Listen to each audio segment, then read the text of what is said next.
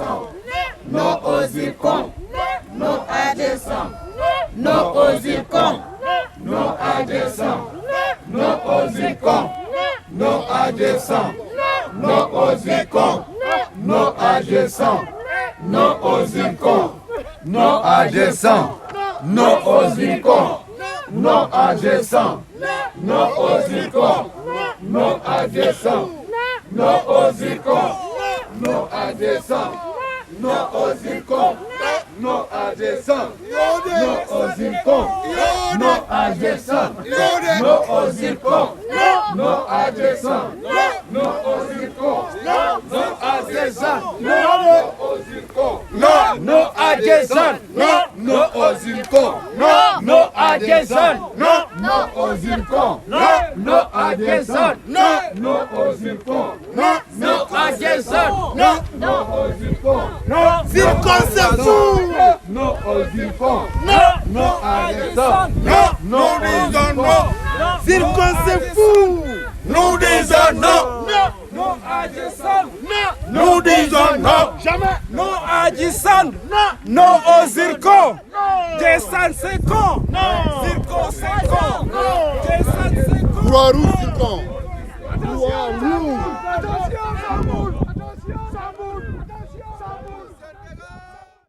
Moi, je m'appelle Ousmane Sané. Je suis membre du comité de lutte contre l'exploitation du zircon à Niafran. Comme vous le savez, depuis un certain moment, nous avons vu des camions de la Gambie arriver au niveau du Kalissaï avec du matériel lourd. Et un peu une semaine avant, nous avons vu certains notables organiser une lecture de Coran en faveur du début des travaux pour l'exploitation du zircon. C'est pourquoi aujourd'hui, nous avons trouvé nécessaire d'organiser une réunion de sensibilisation pour inviter les gens à comprendre les enjeux et les conséquences néfastes de l'exploitation du zircon à Abéné et à Niafran. Avant ça, il s'est trouvé que depuis un certain moment, à chaque fois que nous avons voulu organiser des manifestations, même des réunions privées, le sous-préfet nous l'interdit. Donc, en début de semaine, nous avons trouvé nécessaire de faire des démarches administratives, demander une audience auprès du gouverneur, rencontrer le préfet de Bignona et éventuellement le sous-préfet de Djoulolo. Mais ce qui se passe en ce moment, c'est que nous avons décidé d'organiser un plan d'action pour quand même accentuer la sensibilisation.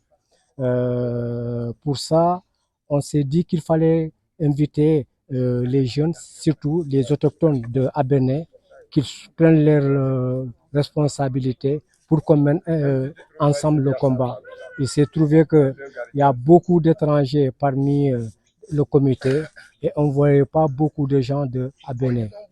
Donc finalement, nous avons décidé de déposer une plainte au niveau de Ziguinchor, au niveau du procureur de la République. Ensuite, pousser l'administration à nous accorder la liberté de nous organiser et de faire des points de presse. Si vous le remarquez, dans ce dossier, il y a beaucoup de manquements. Tout à l'heure, c'est ce que je vous soulignais. L'étude d'impact environnemental n'est pas disponible et c'est du provisoire. Normalement, un tel projet a besoin de l'aval de la population. D'où l'idée d'une étude d'impact environnemental sociétal. Après une étude technique, elle devait être présentée au niveau du village pour que les villageois donnent leur accord, s'ils sont d'accord ou s'ils ne sont pas d'accord, ce qui n'a pas été fait. Donc nous avons été surpris de voir que l'audience publique n'a pas été organisée et que les travaux ont commencé. C'est pourquoi nous avons trouvé nécessaire de passer à la vitesse supérieure.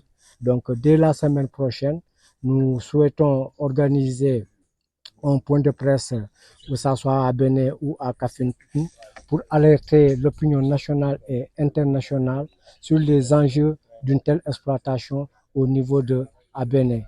Ce qui est sûr, c'est que c'est une minorité peut-être qui tient en otage la majorité, parce qu'à chaque fois que nous avons rencontré les jeunes, les femmes et tout ça, ils te disent qu'ils ne sont pas d'accord. Mais malheureusement, ils n'ont pas droit à la parole, on ne les invite pas dans les réunions. Donc du coup, on a trouvé nécessaire qu'à partir d'aujourd'hui, qu'il fallait accentuer la sensibilisation au niveau du village, mais aussi aller voir les autorités administratives pour un peu revendiquer nos droits. Donc voilà où nous en sommes. Mais écoutez, le zircon, c'est le long des côtes de la Casamance. Ça va de Karton jusqu'à la frontière Bissau-Guinée. Ils ont voulu commencer à Niafran, mais malheureusement, la population de Niafran n'a jamais voulu. Donc il y a un comité fort qui a résisté et tout. Ce qui n'est pas le cas, à Bénin. Donc il faut organiser la résistance au niveau de Niafran. Il serait souhaitable que ce soit les habitants de Abéné qui prennent la tête du mouvement et que les autres viennent en soutien. Mais je veux te dire que une telle exploitation, s'il y a des conséquences, c'est pas seulement Abéné, c'est pas seulement Niafran, c'est toute la Casamance qui est menacée. Donc il s'agit de prendre des tonnes de sable lourd, de minéraux lourds, ce qui va affaisser la dune et favoriser l'érosion côtière. On ne sait pas pratiquement où l'eau peut s'arrêter. Donc les menaces vont au-delà même de la Casamance.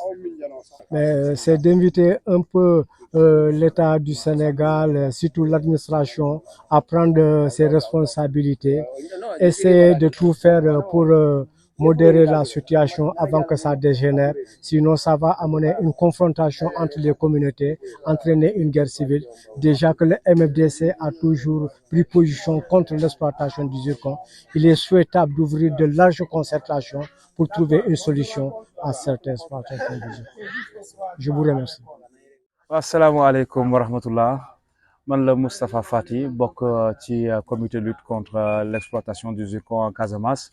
Ñu ngi fii tey Abéné ci mbootaay bu ñu amoon tey muy réunion bi nga xamante ne doomi Abéné doomi Janna doomi Kafountine doomi Albadar maanaam gox yu bari ci dëkk bi ñëwoon nañ fii ci Fogni Diabacounda ngir waxtaanoon ci li nga xamante ne mooy wàllum zircon bi yéen ñëpp xam ngeen ne fan yi passé ki nga xamante ne mooy compagnie bi G-Sant boole kook ñi nga xamante ne ñoo waa dëkk bi dañoo dajale woon jàngi alxuraan di ñaan pour projet bi commencer ne woon ni nag li ëpp ci askan wi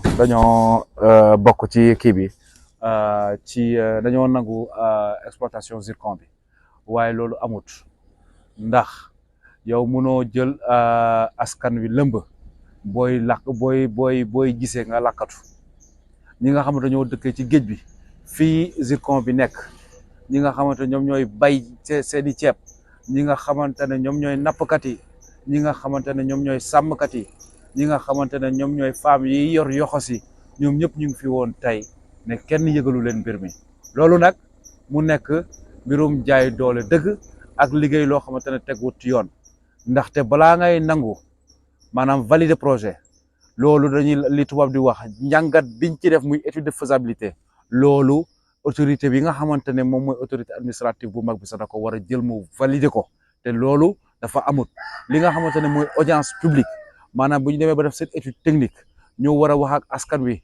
lii la ñu jàngee woon nag ndax nangu ngeen ko wala nangu leen ko loolu tamit dafa amut waaye nag ci condition yooyu naka nga mën a wax ne 95% ci population yi dañoo ànd ci projet bi looloo tax ñu ne ñii dag ñoo bëgg bàyyi ba période bi nga xamante ne ñu ngi ci campagne bi électorale ñëpp tali mbirum campagne bi ñoom ñu bëgg daw rawale dugal seeni bagage pour commencer exploiter loolu nag moom lañ dul nangu te du fi amee ba tax na ñu teg suñu plan d'action maanaam dès lundi dañu aviser l'autorité compétente pour tenir un point de presse woo presse nationale ak internationale xamal leen li nga xamante ne moo am fii Casamance ba pare mu nekk leneen lu dul jaay doole menace ak jéem a foqarti li nga xamante ne askan wee ko moom saa ñu jox ci seen xalaat bu ñu weesoo ci loolu daañu xaatim sunu këyit boole kook lépp li nga xamante ne gis nañ ko comme cas corruption lépp la nga xamante ne gis nañ ko fi comme ñàkk bañ a teg mbir yi ci yoon ñu daal di ko yëbbal procureur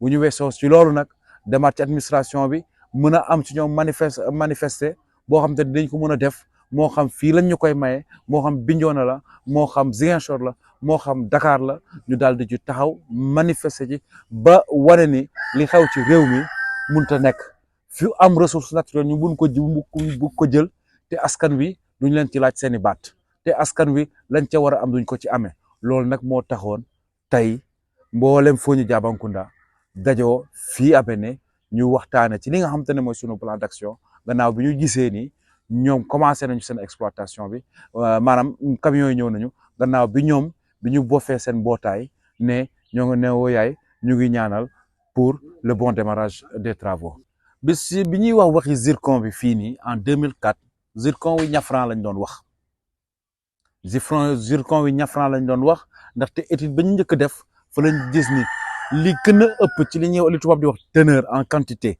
ak en qualité foofu la nekk ci Niafran waaye Niafran dafa bañ lànk ne du ko nangu boole ko nag jamono jooju Kaabajo ak Abéné bi mu nekkoon ñetti dëkk yoo xam te ne dañu boole woon banko ne zircon du fi am diggante bi nag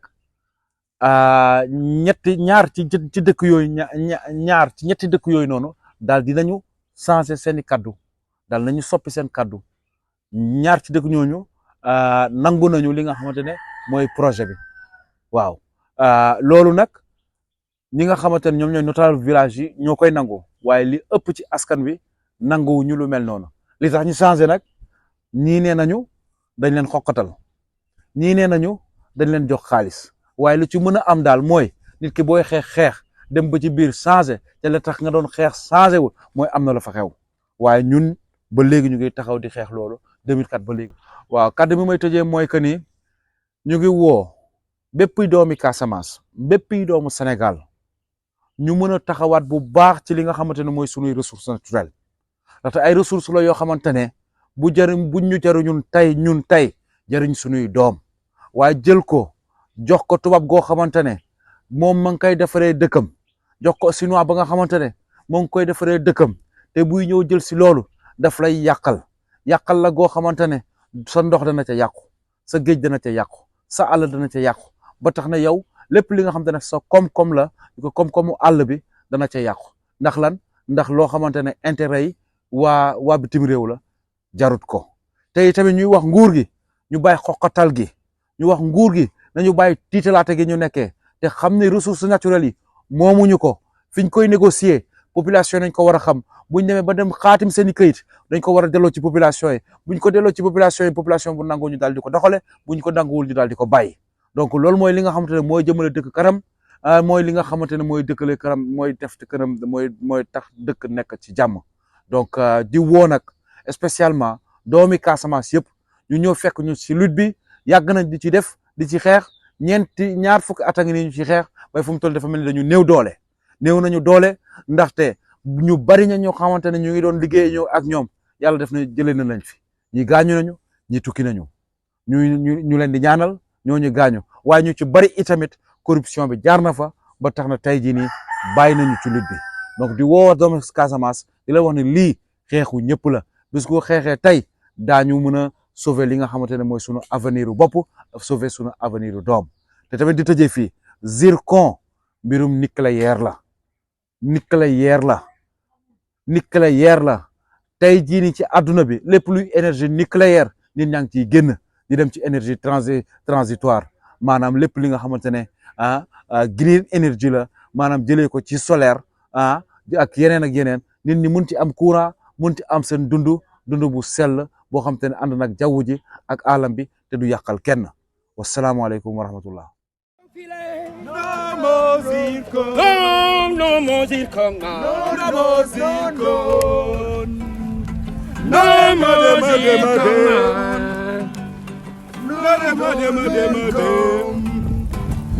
No more zircon. Non, qu'on n'aime pas cette exploitation, man. Non, chaque fois qu'on vous dit non, vous forcez les barrettes. On n'en a pas voulu, on veut plus. On veut plus. Non. Il a la Casamance. Abéné la ñu ne ante ji la yow, mami. Di ko fighting yow. No more zircon. No more zircon. No more zircon.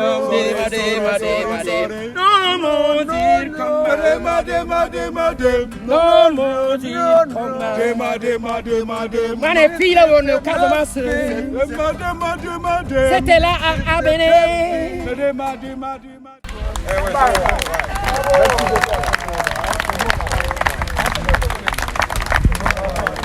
Guys,